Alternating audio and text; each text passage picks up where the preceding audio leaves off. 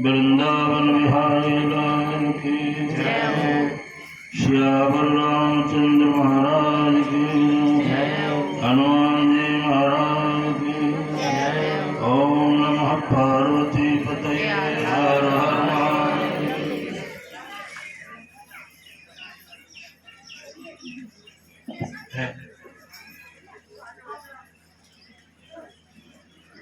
परम आदरणीय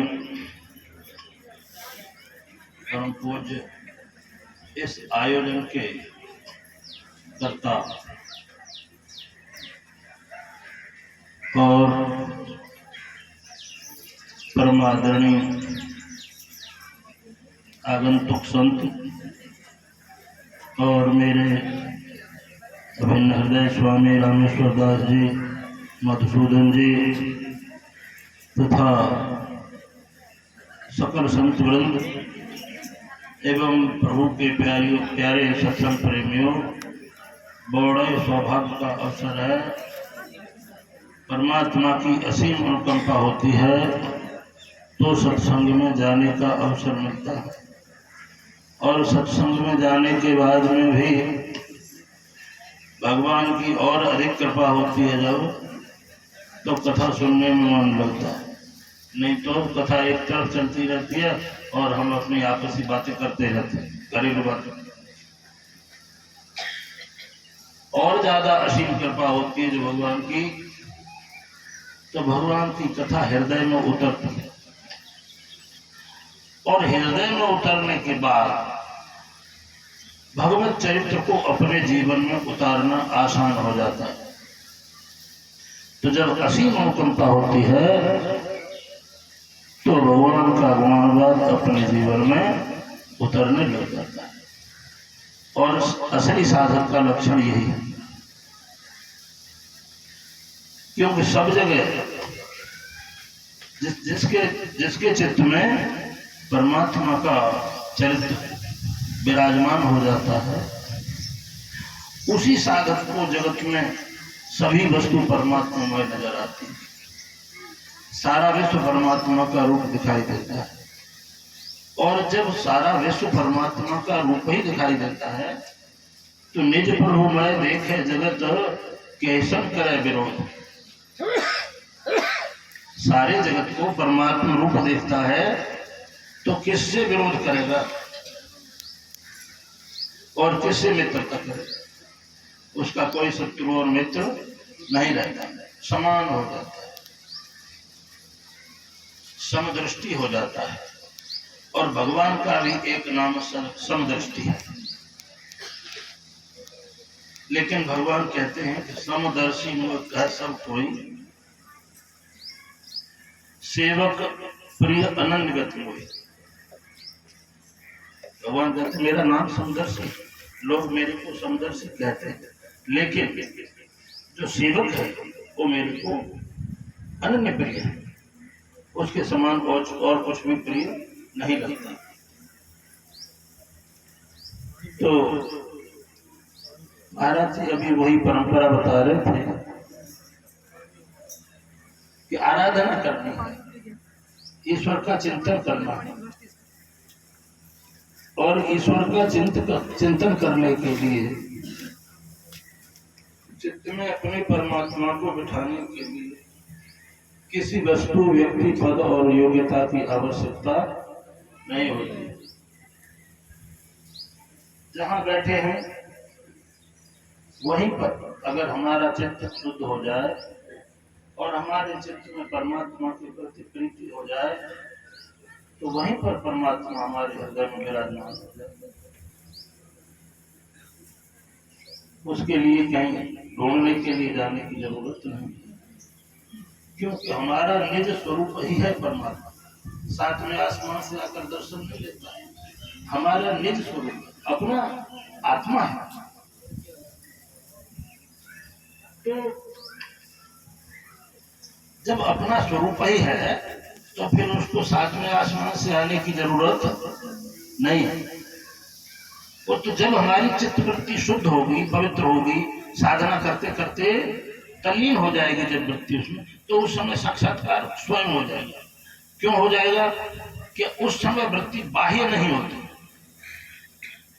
जब निरंतर चिंतन करते हैं हम, तो हृदय से जब चिंतन होने लगता है, वाणी से होता है, कंठ से होता है, तब तक चित्त बाह्य होती है चित्तवृत्ति। लेकिन जब हृदय से चिंतन होने लगता है तो चित्त की वृत्ति अंतर्मुख हो जाती है और अंतर्मुख होकर के अपने इष्ट देव का, अपने निज स्वरूप आत्मा का दर्शन करता है। लेकिन अब यहाँ एक सवाल पैदा होता है कि साधक सभी अलग अलग हैं। कोई तो परमात्मा का दर्शन राम रूप में करता है, कोई परमात्मा का दर्शन साक्षात्कार कृष्ण के रूप में करता है, कोई शिव के रूप में करता है, कोई दुर्गा के रूप में करता है, कोई हनुमान जी के रूप में करता है। अलग अलग रूपों में क्यों नजर आता है? अलग अलग रूप में नहीं आना चाहिए। क्यों? कि परमात्मा एक है, एकम नित्यम विमलचरम। परमात्मा एक है, नित्य है और निर्मल है और अचल प्रतिष्ठित है सारे विश्व में। तो अलग अलग क्यों भासता है? अलग अलग इसलिए भासता है कि प्रत्येक साधक की धारणा अलग अलग, एक ही रूप का चिंतन नहीं करता। कोई तो ज्योति का स्वरूप चिंतन करता है, कोई राम का चिंतन करता है, कोई हनुमान का चिंतन करता है और कोई शिव का, कृष्ण का, दुर्गा का, इनका चिंतन करता है। जो जिसका चिंतन करता है उसके चित्त में उस समय जिस रूप का चिंतन हो रहा होगा, उसी रूप में उसको अपने इष्ट के, अपने अंतरात्मा के दर्शन होगा, उसी रूप में साक्षात्कार होगा। वो वृत्ति के भेद से अलग अलग जैसा प्रतीत होता है, वास्तव में एक ही है। एक बार एकनाथ जी महाराज महाराष्ट्र में रहते थे, नरसी जूनागढ़ में रहते थे। तो नरसी की चर्चा एकनाथ जी ने बहुत सुनी कि नरसी को भगवान कृष्ण का दर्शन होता है और जब वो गाता है भजन तो भगवान उसके सामने प्रत्यक्ष होते हैं और नाचते हैं उसके साथ साथ। तो एकनाथ जी ने कहा, अपने आप को विचार किया कि इतना उत्तम कोटि का साधक जिसकी आराधना करने पर परमात्मा बार बार साक्षात्कार होता है, और ऐसा साधक अभी तक द्वैत में ही पड़ा हुआ है, उसको अपने निज स्वरूप का बोध ही नहीं। तो चलो तो उसको मिलते हैं। एकनाथ जी महाराज महाराष्ट्र से चल करके गुजरात आए, जूनागढ़ में पहुंचे। पूछते हुए किसी को नरसी के घर पहुंचे। तो जब नरसी को मिले तो उन्होंने, नरसी ने उनको उठाया और एकनाथ जी ने पूछा कि नरसी, मैंने सुना है कि आपको भगवान का साक्षात्कार होता है और जब आप भजन करके हैं, नाचते हैं, भजन करते करते, तो भगवान भी आपके साथ साथ हाथ पकड़ के नाचते हैं। ये बात कहाँ तक सत्य है? तो नरसिंह ने कहा, महाराज बात तो सोलह सही है। मैं जब अपने भाव में विभोर होकर के परमात्मा का चिंतन करता हूँ, कीर्तन करता हूँ और नृत्य करता हूँ, तो भगवान मेरे साथ साथ नाचते हैं। तो भाई मैं तेरे पास भगवान का दर्शन करने के लिए आया हूँ। एकनाथ जी बोले, मैं भी भगवान का दर्शन करने के लिए आया हूँ, तो मेरे को भी दर्शन करा। नरसिंह ने कहा कि ठीक है महाराज, कल को भजन का प्रोग्राम है, तो कल आप हमारे साथ चलना।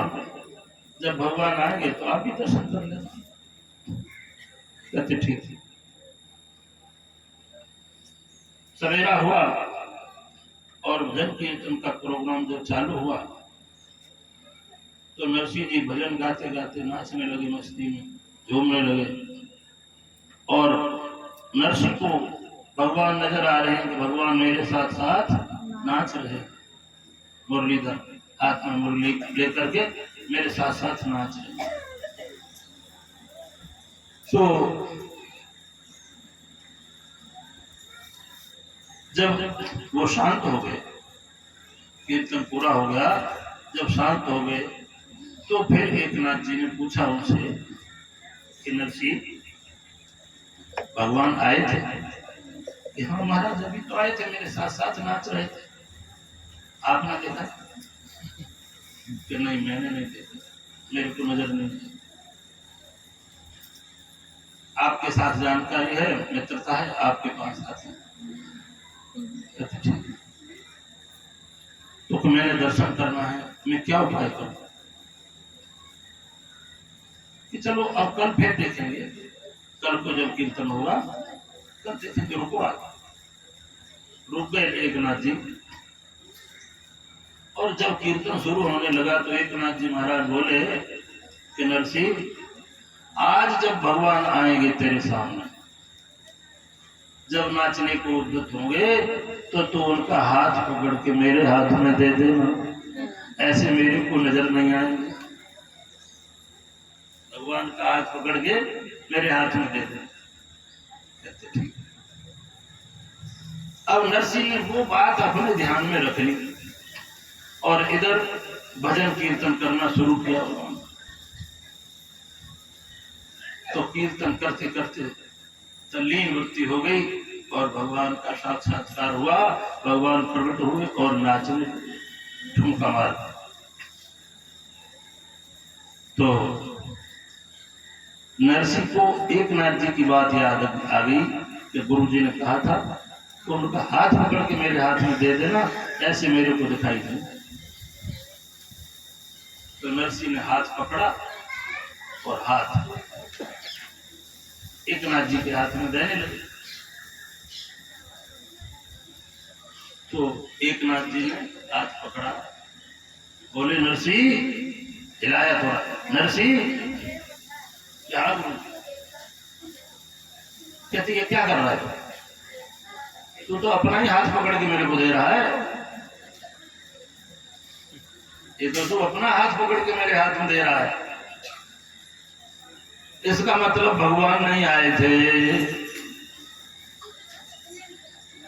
कि महाराज अभी मैंने देखा मेरे सामने नाच रहे हैं साथ साथ, ये क्या कहता है? तो एकनाथ जी ने कहा कि नरसिंह, जब तुम नाच रहे थे तो तुम्हारी वृत्ति जो थी वो अंतर्मुखी हो गई गाते गाते, और जब अंतर्मुखी वृत्ति हुई तो आपने अपने निज स्वरूप को, ध्यान किसका था? ध्यान भगवान के कृष्ण का था, क्योंकि आप कृष्ण नाम का चिंतन करते हैं तो ध्यान कृष्ण का था, मन में कृष्ण की छवि समाई हुई थी। इसलिए आपको जब आपकी भक्ति अंतर्मुख होकर के अपने निज स्वरूप को निहारने लगी तो आपको कृष्ण का दर्शन हुआ, क्योंकि वृत्ति कृष्ण में थी। तो इसलिए तू स्वयं भी कृष्ण स्वरूप ही है, तेरे से भिन्न कुछ नहीं है, तो परमात्मा का स्वरूप ही है नरसिंह। ये तो भेद बुद्धि तब आती है जब हमें अपने आत्मा का बोध नहीं होता है। इसलिए अंतर्मुख वृत्ति जो है वो अपने निज स्वरूप को निहार सकती है और वही वृत्ति परमात्मामय हो सकती है और उसी वृत्ति में परमात्मा का स्वरूप सारा विश्व हो सकता है। उसमें किसी में राग द्वेष छल कपट ईर्षा कुछ भी नहीं है। तो ऐसा होगा तो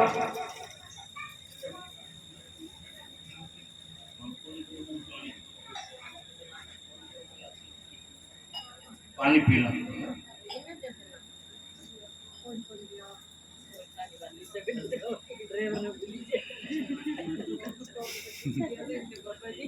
ऑनलाइन है।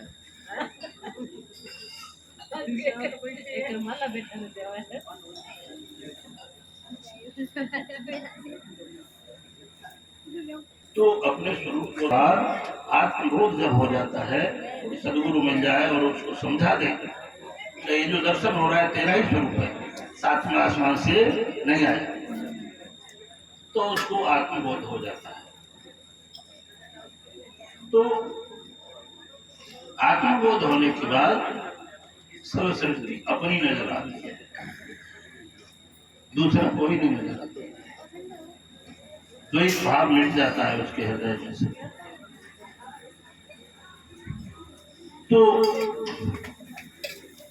महाराज जी ने एक बात राधा को कही थी, मैं भी एक राधा की बात बताऊँ आपको। राधा का नाम जो है ना, वो सभी खबरों को दूर करने का। कैसे कहते हैं कि मेरी भव बाधा हरो राधा नागर सोए, जातन की छाई पड़े श्याम हरित दुध हो। राधा एक तो वो राधा बरसाने वाली है, और दूसरी राधा कौन है? हल्दी, आपके घर में विराजमान, आपकी रसोई में विराजमान। हल्दी का भी एक नाम राधा है। और राधा के बाद नागर, मेरी भव बाधा हरो राधा नागर सो, नागर यानी नागर मोथा। और तीसरा सोया, सोया जानते हैं, कोड़ी सौंप बोलते हैं हम उसको, सोया बोलते हैं। तो कहते इन तीनों को मिला करके इसका चूर्ण बना लोगे तो पेट के सभी रोग शांत हो जाएंगे। तो मेरी भव बाधा हरो राधा नागर सोए, जातन की छाई पड़े श्याम हरित। शरीर कितना भी कमजोर होगा वो फिर से हृष्ट पुष्ट हो जाएगा, सही हो जाएगा नित्य सेवन करने से, जैसे याद आगे। तो परमात्मा के मार्ग पर चलने के लिए हमको सबसे पहले सब कुछ छोड़ना पड़ेगा। सब कुछ करते हुए शांति क्यों नहीं मिलती हमें?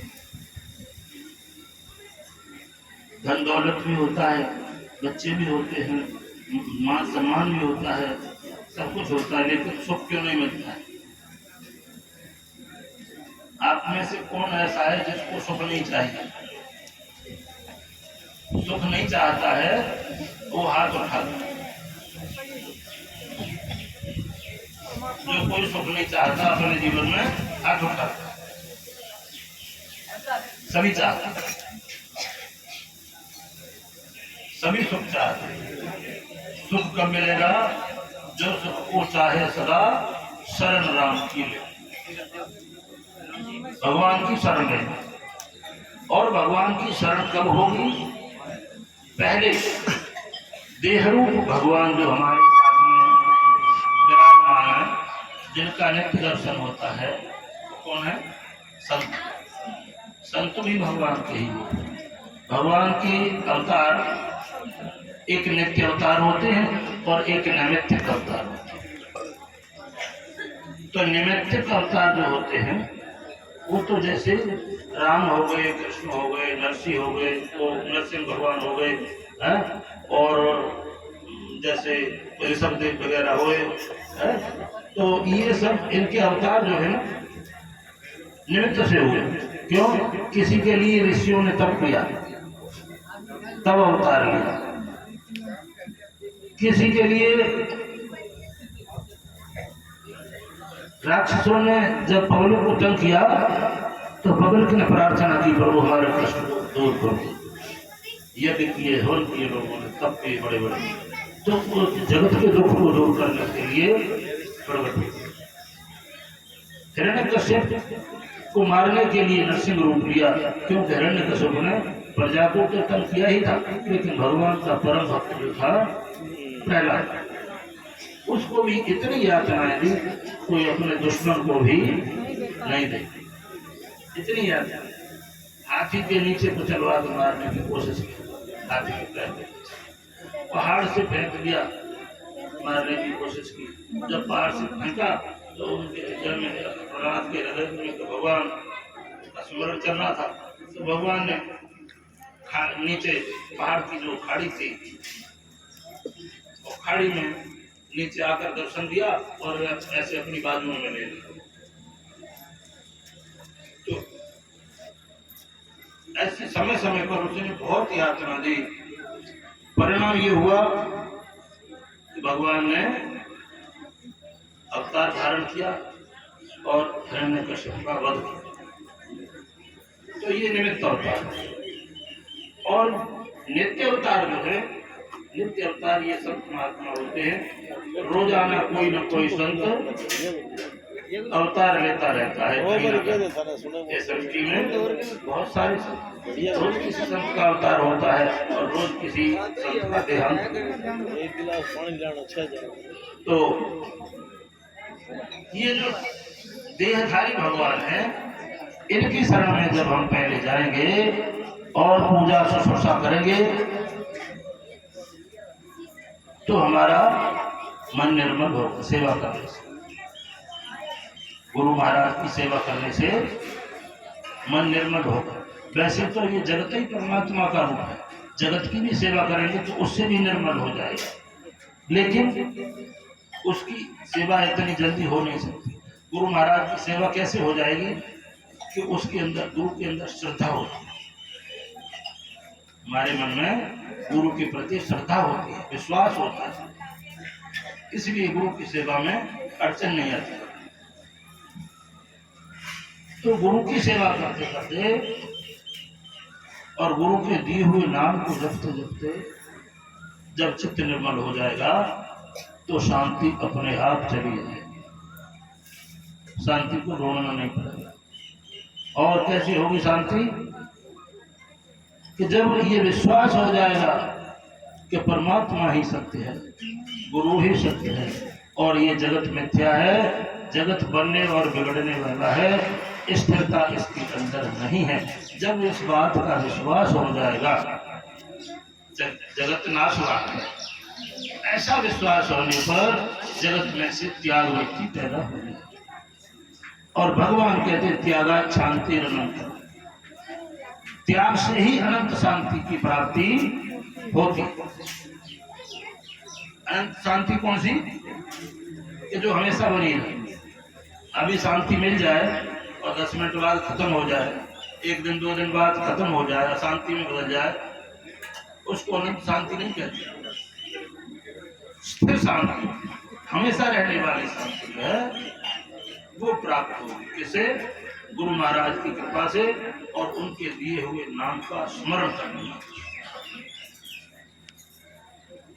तो यदि सुख और शांति चाहते हैं तो गुरु महाराज के दिए हुए वचन का पालन करो और वचन का पालन करने के साथ साथ हृदय में विश्वास रखो, धैर्य रखो, धारणा रखो, तो उससे हम विचलित नहीं होंगे। धैर्य होगा, विचलित नहीं होगा। धैर्यम यश्च पिता क्षमाच जननी शांतिश्चिरम के सत्यम मित्र मिदम दयाच भगिनी भ्राता मनः संयम सय्या भूमितलम दिशोपि वसनम ज्ञानामृतम भोजनम ये ते यस्य कुटुंबिनो बल सखे तस्मात् धर्म योग।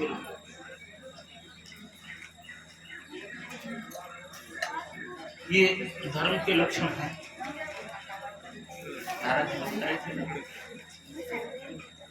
धर्म को धारण, धर्म का आचरण।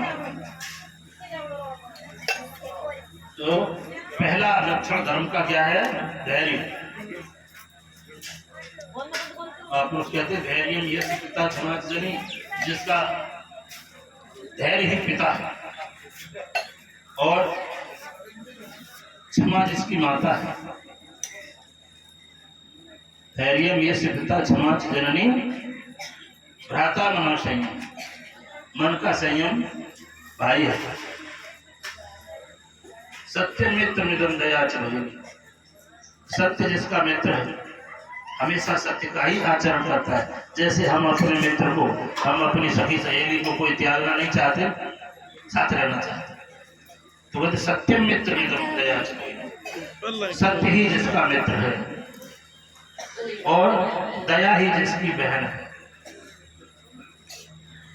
सत्य मित्र मिदम दया च भगिनी भ्राता मनः संयम, मन का संयम भाई है। सय्या भूमितलम, शेष क्या है, बिस्तर क्या है, पृथ्वी ही जिसका बिस्तर। इतना त्याग है जिसके अंदर, जहां पड़ गया वही नींद आ जाती है और वही सो जाता है, निर्भय होकर निश्चिंत होकर। तो सैया भूमि तलम दिशो पे वसन, दिशाएं ही जिसका वस्त्र है। जो वस्त्र है धारण कर लिया ठीक है, नहीं कर लिया तो भी ठीक। सैया भूमि तलम दिशो पे वसनम ज्ञानामृतम भोजनम, और ज्ञान की और सत्य की परमात्मा की चरण चर्चा जो है वही इसका भोजन। भोजन एक बार नहीं मिला तो चलेगा, लेकिन परमात्मा की चर्चा होनी चाहिए। ऐसी जिस देश की वृत्ति है, तो ये यश कुटुंबिनो, ये साधक ऐसा जिसका परिवार है, ऐसा जिसका कुटुंब है, तो बताओ जगत में उसको किसका दुख है, किसका भय है? उसको किसी प्रकार का कोई दुख नहीं है। क्यों? भय तो तब होगा ना, दुख तब होगा जब उसकी कुछ वासना होगी, कुछ मांग होगी। जब किसी से कोई मांग ही नहीं, जिस तरह से जीवन निर्वाह हो रहा है वैसे कर चलता रहता है, और उसी में जब किसी से मांग होगी और मांग पूरी नहीं होगी तो दुख होगा, और मांग पूरी होगी तो हम आ जाएंगे। ये परमात्मा के मार्ग में सभी बाधक है। एक जगह नहीं मांग पूरी हुई तो दूसरी जगह जाए, तीसरी जगह जाए। क्यों? कि मन में वासना बढ़ी हुई है, और जब तक वासना ऊर्ध्वमुख है तब तक परमात्मा का साक्षात्कार नहीं हो सकता। वासना त्याग से समाप्त हो। हमको नहीं चाहिए, कुछ नहीं चाहिए। क्या चाहिए? केवल शांति चाहिए, केवल सुखरूप परमात्मा का साक्षात्कार चाहिए। ऐसी जब वृत्ति बन जाएगी, सबका त्याग हो जाएगा, और त्याग होने पर जो है अनंत शांति की प्राप्ति अपने आप हो। त्याग शांति अनंत। तो शांति तो हो गई, लेकिन उस शांति को पकड़ के रखने की जरूरत हो। पकड़ के रखने की जरूरत क्यों है? कि जब हमारी वृत्ति भटक जाएगी, इधर उधर चली जाएगी, तो फिर से दुख प्रकट होगा, दोबारा से शांति भंग हो जाए, और फिर से वही प्रक्रिया करनी पड़ेगी। इसलिए परमात्मा का चिंतन नित्य और निरंतर श्रद्धा, विश्वास और भावना के साथ करना चाहिए। और जब तक भगवान का चिंतन नहीं करेंगे, तब तक सुख और शांति मिलने वाला नहीं, कहीं भी नहीं मिले। जगत में कहीं भी ढूंढते, किसी के पास बाजार में खरीदने जाओ तो भी नहीं मिले। अगर बाजार में खरीदने से मिल जाती सुख शांति, तो ये बड़े बड़े लाले लोग हैं, सब सुकून आनंद में रहते।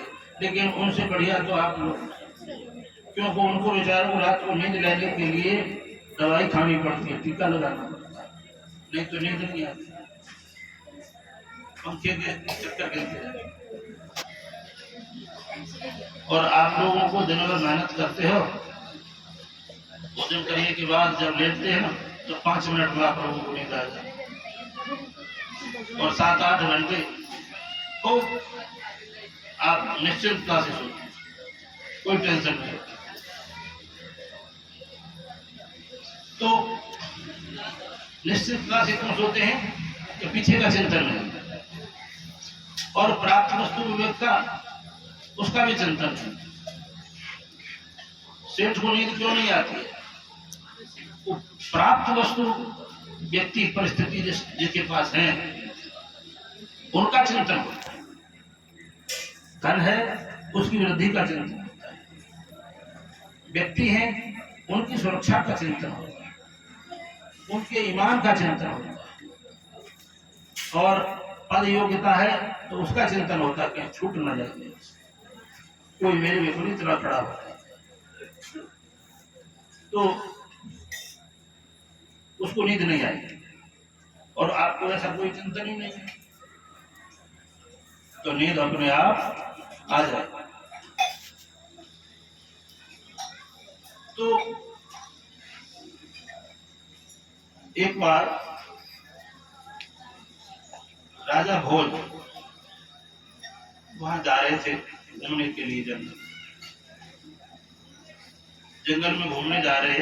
देखो कैसे अशांति आती है। राजा भोज जंगल में घूमने के लिए जा रहे, रास्ते में एक गांव आया, तो गांव में से कुछ पनिहारी पानी लेने के लिए जा रहे थे, तो इधर वाली गई और उधर से जो भर के ला रही थी वो सामने सामने जब मिली तो वहां खड़े होकर भी बात करने लगे। उनके घड़े तो भरे होंगे सर पर, इधर वाली थी घड़े खाली, तो खड़ी हो गई बातचीत करने। राजा के मन में आया कि इतना बजे इनके सर पर रखा हुआ है और ये लोग बार बार घर की बातें कर रहे हैं, कोई मतलब नहीं, कैसे पागल लोग। तो चली गई, पानी लेके आई जो, वो चली गई। उधर से आई दूसरी पानी लेकर के, तो फिर राजा जो है इधर से जो आ रही थी उसके साथ देखा बातचीत करते हुए, तो राजा फिर झांकने लगा। तो राजा ने जब झांकने की कोशिश की, उनकी बात सुनने की कोशिश की, तो उनमें से किसी ने, एक ने देख लिया राजा कि हम लोग खड़े बात कर रहे हैं, ये झांक झांक करके देख रहा है कौन आदमी है। तो उनमें से एक बोल पड़ी, मूर्ख आदमी कौन है तुम? हम लोग अपनी बात कर रहे हैं और तू बार बार झांक झांक करके देखता, हमारी बातों को सुनता छूट गया। राजा झाड़ी के बगल में बैठा हुआ, तो हमारी बात को जो है सुनता है छूट कर। जब इतनी बात हुई तो राजा को बड़ा दुख हुआ। तो देखो ये दो पैसे के लोग नहीं है, और मेरे को, मैं एक सम्राट राजा हूं, मेरे को मूर्ख, मेरे अंदर ऐसा कौन सा अवगुण है जिसके कारण इन्होंने मेरे को मूर्ख किया। तो राजा को बड़ी टेंशन हुई, वो तो चली गई। राजा आगे जहां तक गया, जाकर लौट करके आया महल के लिए। तो महल में आया, भोजन पानी थोड़ा बहुत किया, ऐसे ही जाके लेट गया बिस्तर। और रात भर यही चिंतन होता रहा कि मेरे को मूर्ख क्यों कहा, पानी भरने वालियों ने मूर्ख, क्या अवगुण है मेरे। तो कोई बात समझ में नहीं आई। तो राजा अन्य दिनों में जाता था, मंत्री लोग पहले आ जाते थे तब जाता था, मंत्रियों के आने के बाद में जाकर गद्दी में बैठता, मंत्री लोग इंतजार करते। उस दिन राजा सबसे पहले जाकर के गद्दी पर बैठ गया। अब वो सोचा कि मैं कैसे पता करूं, इन लोगों को भी पता ना लग पाए कि मैंने क्या किया है, और मेरे सवाल का मसला भी हल हो। तो जो भी मंत्री आवे उसका नाम लेकर के बोला, आओ मूर्ख फलाना आसन ग्रहण करें, दूसरा आओ मूर्ख फलाना आसन ग्रहण करें। सबको मूर्ख बोला, सभी मंत्री। किसी ने कोई जवाब नहीं दिया। अंत में महामंत्री कालिदास आए, और जब कालिदास आए तो कालिदास को भी उसने यही कहा, ये मूर्ख कालिदास आसन ग्रहण किया। कालिदास को लगा कि वो न हो इसके चित्त में कोई न कोई भ्रम है, राजा का चित्त शांत नहीं है, अशांत है, इसलिए इसका समाधान करना पड़ेगा। मेरे को मूर्ख कैसे कर दिया जाए। तो वहीं खड़े खड़े कालिदास ने दरबार में खड़े खड़े उत्तर दिया, खादाम न गच्छामि हसं न जल्पे,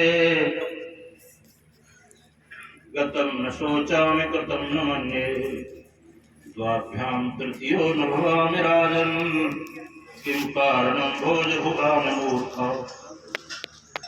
राजन, मूर्ख के 5 लक्षण होते हैं, जो खाता है और खाते खाते चल पड़ता है, चलते चलते जो खाता है रास्ते, वो पहले प्रकार का मूर्ख है। और दूसरा, जो अपनी बात करता है और बात करते करते एकदम हंसने लगता है, ठट्ठा मार करता है, और फिर बात करता है, फिर हंसने लगता है, तो बार बार बात करता है, बार बार हंसता है, वो दूसरे प्रकार का मूर्ख है। ध्यान रखना, याद करते जाना। सर मैं पूछूंगा अभी, तीसरे प्रकार का मूर्ख कौन है? खादाम न गच्छामि हसं न जल्पे, मैं खाते खाते चलता नहीं हूं और बात करते करते हंसता नहीं। गतम न सोचा, जो बीत गई है, जो बात बीत गई है, निकल गया जो समय, उसके लिए मैं चिंतन नहीं करता, चाहे वो सुखमय हो और चाहे दुखमय हो। जैसा भी समय गुजर गया, मैं उसकी बार बार स्मरण नहीं करता। गतम न सोचा, फिर कृतम न मन्ये, यदि किसी ने मेरे साथ कोई एहसान किया, किसी ने उपकार किया है अगर मेरे साथ, तो मैं उसको भूलता नहीं हूं। जो किसी के किए हुए उपकार को, किसी की की हुई भलाई को भी भूल जाता है, वो भी मूर्ख होता है। और बीती हुई बात का बार बार चिंतन करता है, वो भी मूर्ख होता है। और पहले के हमारे बाप दादा हाथीबंद थे, बड़े जमींदार थे, इतने पैसे वाले थे, फलाना ठिकाना, उन बातों को याद कर करके जो है उठता रहता है, मेरे पास तो कुछ नहीं है। तो वो पिछली बातों को सोच सोच करके दुखी होता रहता है कि हमें ऐसी क्या कमी है कि हमारी दाल रोटी भी नहीं चले घर से। फिर कहते द्वाभ्याम तृतीयो न भवामि राजन, 2 आदमी अगर बात कर रहे हो कहीं इकट्ठे, 2 या 2 से अधिक आदमी कहीं बात कर रहे हैं, तो उनकी बात को जो छुप करके सुनता है, वो 5वें प्रकार का मूर्ख है। राजा बोल, इन 5 में से मेरे में कोई भी नहीं है, एक भी लक्षण नहीं है, तेने मेरे को मूर्ख कैसे कहा? तो राजा ने राजगद्दी छोड़ी और आकर कालिदास को नमस्कार किया और पकड़ के ले गया, गद्दी पे बिठाया। चलो महाराज, अब आप अपना आसन ग्रहण करो। मूर्ख आप नहीं है, मूर्ख तो मैं हूं। ये सारे के सारे लक्षण मेरे में ही नजर आ रहे हैं। तो यदि विवेक व्यवहार में ये चीजें कैसी रोजाना के इस्तेमाल की चीजें ना, रोज के इस्तेमाल की चीजें, रोज के व्यवहार में भी हम अगर सत्यता का आचरण करते हैं, तो सत्य का आचरण करने मात्र से प्रकृति भी हमारे लिए अपने स्वभाव को बदलने के लिए तैयार है। कैसे? अच्छा एक बात बताओ, पति पत्नी की शादी होती है तो उनका दोनों का एक दूसरे के प्रति क्या कर्तव्य होता है?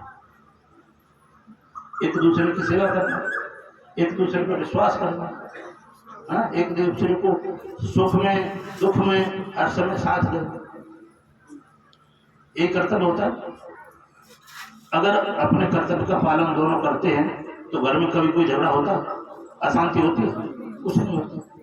देखने वाले ऐसा करते हैं कि इनके घर में कभी झगड़ा नहीं होता। तो जिन लोगों को लड़ाई देखने का स्वाद होता है, वो कोई न कोई बहाना बनाकर उनके घर में लड़ाई कराते हैं। तो मतलब कहने का क्या है कि अपने व्यवहार को शुद्ध रखो, पवित्र रखो। धर्म का एक लक्षण और मैं आपको बता रहा हूँ, अभी टाइम हो गया मेरा, पर 1 मिनट। जो व्यवहार आप अपने लिए दूसरों से चाहते हैं, वही व्यवहार सबके लिए करना शुरू कर दो, आप धर्मात्मा बन जाएंगे। अब आप बताओ कि आप अपने साथ किसी से झूठ कपट चाहते हैं? नहीं चाहते ना? क्या चाहते हैं? मेरे साथ सत्य का व्यवहार करें। आप अपने साथ ऐसा चाहते हैं कोई मेरी प्राप्त वस्तु विवेक का अपहरण करके ले जाए? नहीं चाहते। तो अपने भी किसी के विवेक का, किसी वस्तु का अपहरण नहीं करना। और समय पर जब जरूरत पड़े तो सभी मेरे को साथ दें, ऐसा सब चाहते हैं, तो हमको भी करना चाहिए। तो जो मूल बात क्या है, जो व्यवहार अपने लिए आप चाहते हैं सबके लिए करना शुरू कर दो, धर्म का पालन हो जाएगा, कहीं दूर नहीं जाना पड़ेगा, घर में ही मिल जाएगा धर्म। ठीक है, तो इसी के साथ हम अपनी वाणी को विराम देते हैं। बोलो सच्चिदानंद भगवान की।